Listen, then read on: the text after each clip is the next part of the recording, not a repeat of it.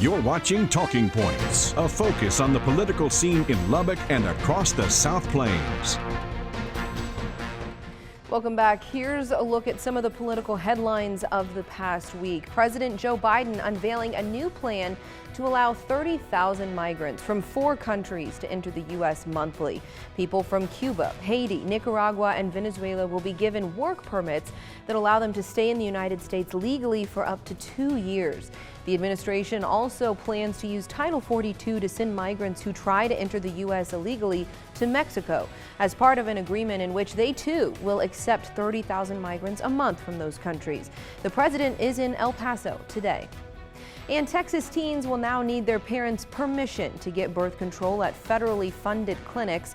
This is because of a court ruling last month in which an Amarillo-based federal judge said a program called Title X violates a parent's fundamental right to control and direct the upbringing of his minor children. Immediately, the Title X administrator directed all 156 clinics in Texas operated by the feds to immediately stop birth control options without proof of consent. And Texas Tech, part of a growing number of universities blocking TikTok on school-owned devices and Wi-Fi networks. This on the heels of Governor Abbott's order to ban the social media app on government-issued devices. So far, about 26 universities across the country are taking this step. In early December, Abbott banned the app from government-issued cell phones and computers. This week, he included state-run universities. It's all part of concerns the Chinese government could use the app's algorithm to manipulate content or users. We have here today someone who is not a stranger to Talking Points, actually a Talking Points alum himself, who is now down in Austin at our statewide Capitol Bureau. Ryan Chandler, welcome back to Talking Points. It's good to be back, Jen. Thank you for having me. Yeah, absolutely. Well, you are here today for a special mission because we have a lot to talk about. Tuesday is the day you're going to move into the Capitol. Not really, but it'll feel like it because the 88th legislative session begins. What are you looking forward to heading into this session? There's already so much buzz heading into it. Yeah, that's right. We're Days out, and if you ask any of Texas's top leaders, there is a lot to look forward to. They describe the theme of this session as an unprecedented opportunity to use the biggest budget surplus that we've ever seen in Texas. Right now, it's projected to be north of $27 billion of extra cash that we have, more than we've ever had in the past. So if you ask at least Lieutenant Governor Patrick and Governor Abbott, their main priority is to spend as much of that as possible on buying down Texans' property taxes. That has been Lieutenant Governor's job or priority for as long as he has been in public office and even before. So he thinks that we should use as much of that as we are legally allowed to pay school districts and other local entities to charge less in property taxes for the next biennium. Other priorities that have been at the top of top leaders' minds include making more amends to the power grid. If you ask Senator Perry, he says that his top priority is ensuring water infrastructure for rural areas in and around Lubbock. So there is no shortage of things that we need to do this session. Luckily, we have a lot more resources and funding in order to do at least some of those things this time around. Yeah, it's not common that we have that going into a legislative session, so that's a good start, at least on a Texan standpoint. A lot of money is not a bad thing. I like that you bring up Senator Perry. Something that we talked about with him when we've had him on the show is mental health. And even Lieutenant Governor Dan Patrick was talking with us about that. That's a priority for rural Texas for both of those men. I know that's something that is shared with a lot of other rural legislators. A lot of people wanting that money. What are you hearing about the rural priorities for Texas this session?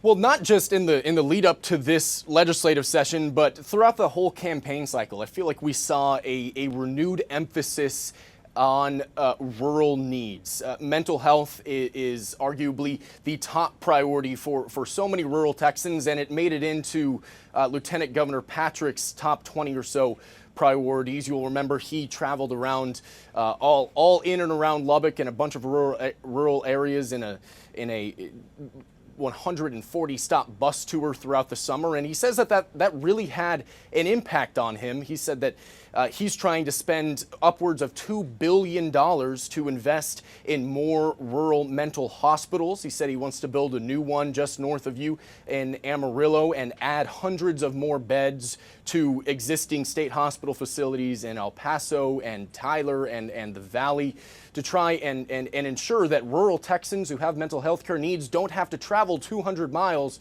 to Wichita Falls. That's what so many people in and around you in the Panhandle have to do right now.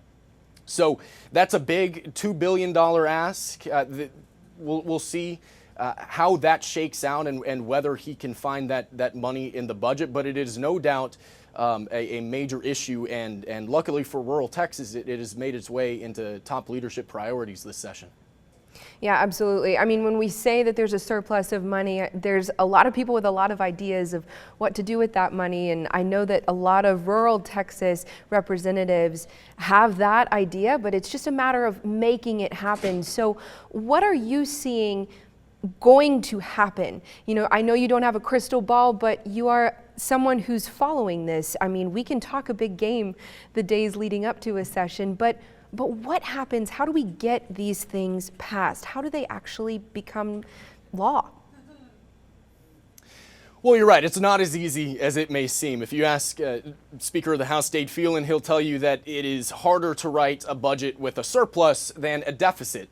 We were talking to incoming Lubbock Representative Carl Tepper, and he said that money, all that $27 billion, has already been spent 5 times over just by his freshman colleagues, not to mention all of the big priorities of top leadership. So it's not going to be easy. $27 billion actually is not nearly as much as it may seem when we have all of these big goals.